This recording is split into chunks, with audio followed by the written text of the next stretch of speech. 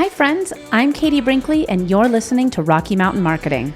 With nearly 2 decades helping business owners, consultants, and coaches with their digital marketing, I know that social media can be an incredible tool to grow your business when you know how to do it the right way. And that's what we're going to do today. I teach you how to navigate the world of entrepreneurship and digital marketing, and hopefully you'll grow your business with a few great tips you wouldn't have known otherwise, and maybe even discover a great local business you love. Let's dive into today's episode. Welcome back to another episode of Rocky Mountain Marketing. Now, today's guest, I've had the pleasure of seeing speak on stage numerous times. She's done short workshops. I've been in some of her hour and a half long workshops, but she is known as the queen of relationship marketing. My guest today is the one and only Jessika Phillips. And Jessika, I have to say, again, I've seen you speak pre-COVID, post-COVID, during Clubhouse times, during COVID, and we actually got to hang out a couple times, not only at Social Media Marketing World, but also at the event that your business, Now Marketing Group, puts together, which is Social Media Week Lima. And I got this, for those who are watching on YouTube, I got this amazing bobblehead from it. One of the gifts that she gives out to her speakers.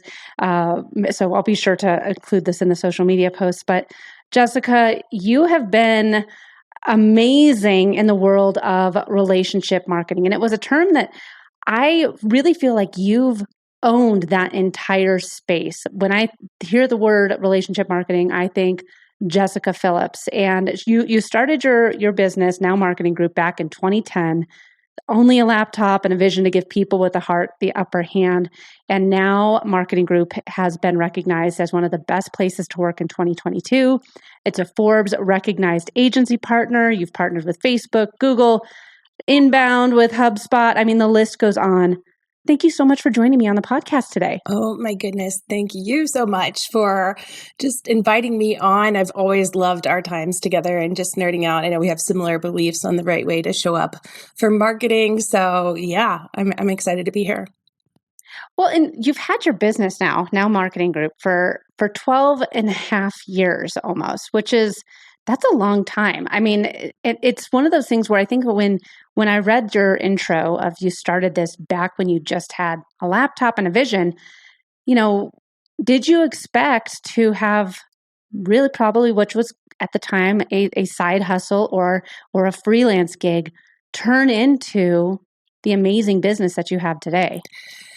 I think I knew because I was so determined to make it work, because it wasn't a side hustle or a freelance thing. I went all in out of a frustration in working in corporate America to needing to start a business to provide for my family. And because I'd worked in corporate America and telecommunications and really kind of was a workhorse there, right? I showed up, I did the work. I was in the evolution of the cell phones at the time and was helping mom and pop shops get set up, selling our service and training them on the right ways of marketing and customer service. And it really kind of fell in love with that entrepreneurial spirit.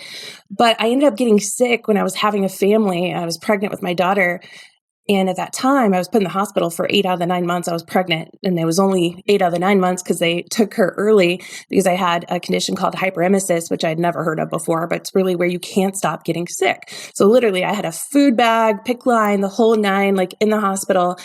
But it worked for this company forever. It was my first big girl job and had put like everything into it, working many, many more hours than the 40 that they allotted for us per week. But the moment that I got sick and I couldn't show up, even though I was like the top salesperson, they let me go and said, "Oh, we can't cover your territory, but we don't want to, pay you too while having somebody else cover it. So we're just going to let you go." And I realized quickly all the things that were wrong with that scenario of, just how you treat the team that shows up for you, how they were starting to treat even their customers and the people that were supposed to be selling for them. And it's just really kind of gave me a time to create something that I wanted to be part of. So I went all in when I started Now Marketing Group. And could I have imagined the growth that we would have over 12 years? Probably not. But at the same time, I was so determined to kind of like do something else and do it the right way, no matter how long it took. Because I think I was just like that much in that zone of that's not the right way to do it. And that's not how businesses should run at the end of the day. Well, and Jessika, you have definitely embraced that mentality as being a business owner now. And I follow you on social media. I stay connected with the Now Marketing Group on social media. And you guys have been rated as one of the top places to work. And before we dive into the whole relationship marketing topic, as a business owner, because there's a lot of business owners who listen to this podcast, was that experience with your previous corporate job one of the biggest factors as you grew your business? Because, you always want to get to that point where you start delegating and start hiring out different employees and making sure that one, they're a good fit, that they do the job the best, better than you effectively. If that's how you want to grow, they have to be better than you. But finding those people that were better than you at their individual roles, but you were able to nurture them and form a community, form a family of employees. Yeah, you hit the nail on the head there. Yeah, that was the start of it. I think at the beginning, if I'm completely honest, I fell into the same trap of like, oh, I need to hire the person that's the best at this, and only looking at skill set versus personality too. And there has to be a core heart and passion for what you're there to do. And you can't just hire on skill. Yes, you do want to hire people that are smarter than you. All my team members are smarter than me. They have their zone of genius and they are rocking it. And I continue to be, just amazed by what they do. So yes, we do need to hire people with talent, but at the same time, we have to hire people that care.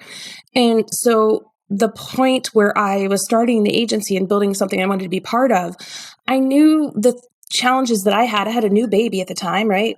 And I knew like, hey, it doesn't make sense if somebody's going to be able to work from their computer to have to drive in an hour if they live an hour away just to come into an office to work beside me so I can monitor them. Like there has to be a mutual level of trust built. There has to be, encouragement for that person to not only succeed in their current role, but also in what they're passionate about. Like all of us have hobbies, the cares, the desires that we have just innately within us. And if those things aren't nurtured, something else is going to be sacrificed as a result. And I believe marketing truly is just it's relationship building, hence relationship marketing. That's where it kind of all came from. But it does start with the core. I like to say we start from the inside out with all things we do in marketing. It starts from first, what do we believe as an organization? Like, what are we truly here to do? It's not the service, it's not the product that we're selling, but it's like, what is it that we're truly here to do? But then who are we here to do it with and for? And the with is the team that you're building around you, because they're ultimately the ones that are creating that service or product. And they're usually the ones that are working with your customer. And if the customer isn't happy, and if they're not happy, nothing's going to grow as a result. And it doesn't matter like how much you market or how shiny you make your website or anything else that you're doing. Nothing's going to stick if the foundation isn't right. So you have to build that environment where people want to show up for you when there's challenges. I mean, I remember back to the times when I first started and I was so excited to open my first office.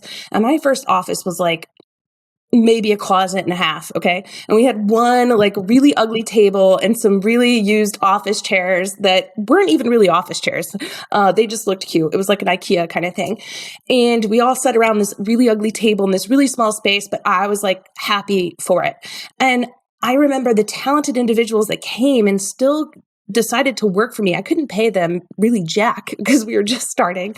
I had no idea like the ways to price things. And I look back now and those people that are still with me today, 12 years later, when they started there was because they cared and they invested because they knew I was investing in them. And then they've grown with me as a result, and me with them, watching them shine in other areas of their life. And our clients feel that, and they get a feeling of it, not just based on what we're providing for them, but they've asked us, to help them in other areas because they know we genuinely are invested. And I think that's what everyone has to feel at the end of the day to be loyal and to want to refer a business on that they're working with. It has to feel like somebody is really there for you, no matter what. Well, and Jessika, I could see that with your business when I spoke at Social Media Week. I was able to see you and I believe probably your entire team was there.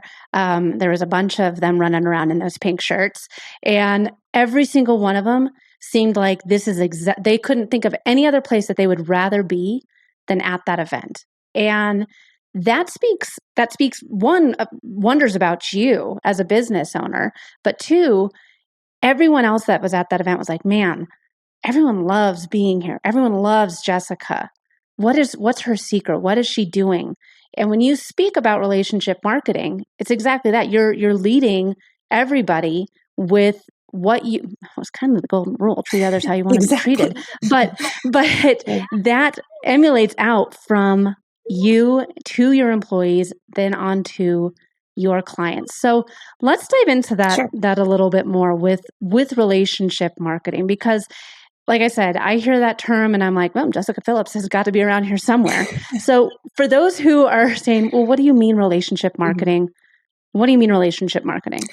Yeah, so I like to think of relationship marketing is really the art of growing repeat and referral business through, I like to call it the CARE approach, out-care your competition. And of course, CARE is an acronym that we kind of model everything that we do for clients around, with helping them capture attention, articulate their message with clarity and conviction, relationship building for repeat referral business, and exceptional experiences. But it's not a magic formula. It's like, oh, I'm going to tell you to go here and then do this and do that. It truly is pausing for a moment and starting from the inside out of saying, okay, I want first to grow my business, but where am I going? What am I wanting to be known for? How do I want to make people feel when they're working with our business, no matter what it is that we do? And who are we here to do business for and with, like I said before? So doing that, it is making some of the hard decisions, like you said, the golden rule, treat others the way you want to be treated, but also doing what's right, not what's easy. There is no magic pill or magic site that's going to do all these things for you. And it is a long-term game plan. It is not a short-term fix, but I promise you, it is focusing on building that momentum. If you're doing it right, not what's easy, building the momentum to hopefully, when you get to this point now where you've identified your manifesto, what your company believes, you identify who you want to be as part of your team and those people that have just this area of zone of genius, you build that culture that you want to cultivate. Now you know who you want to do business for, your personas, your ideal audience, because we don't want to try to serve everyone. We want to work with the people that we truly can help and that enjoy doing business with us, and we enjoy doing business with them. And then finding the community that you can align with, that you can support them and they align with your beliefs. So what this does, instead of building out a sales funnel approach like most marketing has been taught before, where it's like, hey, you push messages out and you bring people to the sales funnel, and then you bring them from, a marketing qualified lead to a sales qualified lead to a customer. And then now you just have to keep doing more marketing to feed the funnel. Instead, it's like, no, we're going to build this foundation that creates this momentum that then turns our marketing and our sales and our business growth into a flywheel. So it's continuously growing because of the momentum that you've put at the core and the momentum that you continue focusing on. So it's turning, I like to say, our followers on social media and to true fans by truly showing up to care and listen and add value. It's turning our clients into our biggest advocates by truly showing up to listen, to engage, to support them, and to give them a good experience. It's turning our, team members into our biggest evangelists because they truly are enjoying what they're doing. And the people in our community that do align with what we believe and that are showing up in a similar way to support their community, that they already have maybe this trusted built-in community that you can align with, that we're turning our community into collaborators where we can kind of co-create together and really expand our messaging and our marketing out from there. What this does then is turn word of mouth to now world of mouth, and in turns the marketing that used to be what I call bullhorn approach and turns it into a magnet instead. So being a magnet versus a bullhorn, because it's going to draw the right people in and it's going to get them to stick with you longer and then refer you to more people. And when you have that, like I've never had a salesperson at Now Marketing Group. It's all been word of mouth. It's all been started at the beginning with offering free training sessions, teaching people how to do social media management. That's what I first started out with before we grew into web and video and all the other things. But it was teaching them how to do what we do. And they're like, why are you telling us how to do your job? Aren't you trying to sell us something? I'm like, no, I really feel like you should be growing your business using social media. I'm going to tell you how to do it, because you're not hiring me because you can't Google how to do it. You're hiring me because you don't want to. You'd rather run your business. But because that trust was built and they could see that I cared, then they'd sign on. Then they'd stay with us. Then they continued growing with us over time. So I know that was a long story long to the answer of what is relationship marketing. I get kind of passionate about it. But relationship marketing, if I were to put it into one sentence, is truly showing up to outcare the competition and to be focused on repeat referral business, not just new sales. It's a complete kind of flip in how we've been taught about marketing and sales before. Yeah. And one of the things that I love about what you were saying there, in addition to dropping the co-create, terminology, which was the theme for Social Media Week 2022, was co-create. I am a huge fan of collaboration over competition. I mean, it could be said for what we're doing right now. We are collaborating together and taking both of our audiences and putting out a message out there to help others continue to learn and how to grow. And I mean, I was talking to one of somebody at a networking event about a year ago about some social media. And I was like, well, you need to start. I mean, they looked and I was like, well, why aren't we giving like tips on like the 3 things that you need to have in place if you want to start real estate investing? And they're like, well, that's what they get if they buy the course. And I was like, listen to me. If somebody wants to take all the free information that you give out there, if someone wants to listen to every single podcast episode, read all my blogs, and follow all my social medias, they could learn how to do this whole social media thing on their own. But they decide to work with you because they're like, man, think of all the free stuff they're giving. Look at all the way that they're giving now without even me paying them. What will I get from them when I do pay them? And it's exactly that. But before we move on to the next question, have you ever read the book, The Go-Giver, Jessika? No, I haven't. I was given it as a gift and I have it like literally It's like right over here. big. I need to read it. And I've been told this a couple times, so I need to do it. It is definitely one of those things now that all the crazy, sports season stuff is over, that now I need to like dedicate and read, for sure. I feel like you are very much in alignment with the storyteller of that story. And it's, for those who have not read the book, it's called The Go-Giver. It's a very easy read. It's only, I want to say, like maybe 120 pages. So you could probably bust through it in a week. And I just read it. Everything that you're saying here is so in alignment with that book, because it is so true. The more you're willing to give, the more people want to talk about you in a positive light. And the more you're willing to help others, one, your employees see it, they want to stay working for you. The people that are following you on social media are like, man, look at all the stuff that they're doing. I want to be a part of that. Or I'm not looking for that service, but I know someone who is.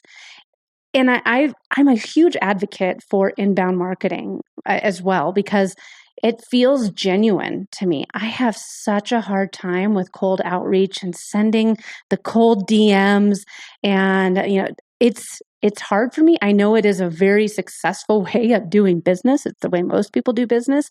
But let's just talk about inbound marketing a little bit, Jessika, because I think that many people are like, oh, well, doesn't that take a while to do inbound marketing? But really, it takes a while, but you're getting clients that are going to stick with you for a longer time, right? Yes, absolutely. You hit the nail on the head. And that's one important thing, kind of going back to something you just said, talking about, somebody maybe digesting all your free content. Awesome. They're a fan now. There's so many people that are cheerleaders for us that have been for years that will probably never work with us, never have. But that's okay because they're a cheerleader, and that should be like even one of your personas if you're creating them, or avatars or ideal customer groups, whatever you want to call them, which is one of the aspects of inbound marketing, is identifying who you want to work with and then how you're going to help them. Because the whole goal is understanding customer behavior, one. Two, genuinely showing up because it costs less. We've all been taught this, or hopefully you've heard this before. It costs less to keep a customer than to earn a new one. Okay. One. Two, people are basing buying decisions right now on who they feel is going to provide the best experience. Experience being a verb, how we're going to make people feel, whether that's through the transactional process, through working with us. We all look at the reviews before we purchase something, whether we decide where to stay at a hotel or eat or buying on Amazon. And now we're doing this with companies too. That's why many of the social networks even are building in, like asking for referrals for things like, who do you know that can do X or Y?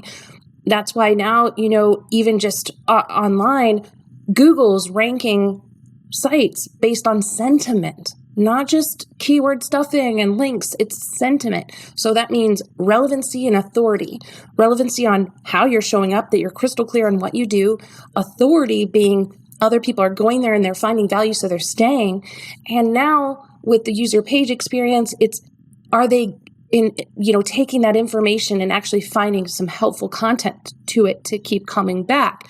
So when we look at these elements, and now the studies say 90% of buying decisions start online, most of the time people aren't even talking to you yet. They're going and doing their research before they choose working with you or another person that does the thing that you do, and basing their decision on what they're hearing, what they're reading, what they're experiencing on just the online perspective. Or it could be maybe they are stopping into your store, but 90% of buying decisions are starting online. So the inbound principle is serving first. It's giving them an experience, a taste of what your experience would be like. It's like that free sample of ice cream that you taste if you're going to an ice cream shop before they give you the full thing, right? You're saying, hey, I really think you're going to like this. And if you don't, I don't want to serve it to you because you're not going to like it and you're going to give me a bad review. So that's okay too. I want you to find the right flavor for you. And so as inbound, you're offering that value, and your whole goal is to get people to stick with you longer because that builds the momentum, and you're going to grow the repeat referral business. And people that are with you longer are going to spend more, they're going to stay longer, and they're going to help you be grow your sales because they're now your sales marketing army with you and for you because they're your cheerleaders. Whether they pay you $1 or they don't, it's okay. It's still part of that flywheel growing in momentum versus just thinking, oh, I'm going to find another one like that. That if I can just get person wants to buy from me, I just have to keep going and churning and burning. And then you've seen those companies that were like that when 2020 happened or something that happens where we're closing a few doors for you to get those clients in so you can even sell to them. Now what? Because you don't have anybody having your back and there's no loyalty there to stick with you. So a lot of those companies close their doors, unfortunately, if they didn't have the foundation right. And on the flip side, we've seen a lot of companies with heart that even if a customer couldn't buy from them at that time, or they weren't able to get the value in maybe their small gym membership at that time, they still paid the dues because they were like, I know that small business owner. They've always treated me well. They've supported my son's softball team or whatever. I'm going to keep paying because I value the relationship. And that's where the difference happens. And this is the new marketing where you can't buy community. You can't fake how you make people feel. Everybody has access to the information. So you got to do the work or you're not going to get the business. And I think that with what you said, Jessika, especially with video being such a strong part of so many different marketing plans, you can tell when someone's reading something off of a computer screen. You can tell when somebody isn't authentically showing up.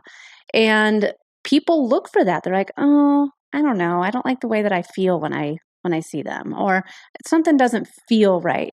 And with us as business owners being more expected to show up on video, to show up on audio, to show up, in this virtual space on a regular basis, people can tell if you're the person that they want to do business with. And one of the things that you said earlier on about your business, Now Marketing Group, you said we've never hired a salesperson. I just want to focus on that for a minute, because you have a team at Now Marketing Group and not one of them does sales. And you have been in business for 12 years. You're a very successful business, and you've never had a salesperson. So that says a lot about you as a business owner, the relationship marketing that you're pushing out there for your business, but then 3, the culture that is there at Now Marketing Group. And as I said before, I got to see it firsthand at Social Media Week 22. And for those of you that don't know, Jessika holds this event in her town, which is a place that I didn't know existed. Most people don't. It's a small town in Ohio, but it has some of the best people there. I didn't get out too much, but everyone that I saw and everyone that I talked to, they were super duper nice. And I guess it's that Midwest hospitality that we don't get here in the Rocky Mountains. But talk to us a little bit about why you decided you wanted to put together a conference in a town like Lima. Yeah. So Lima, Ohio is not Lima, Peru. And maybe that's why some people got interest at first when they see Lima, but it is Lima, not Lima. But it's population like 30,000. And it's a community of makers. It's a community of entrepreneurs. It's a community of hard workers.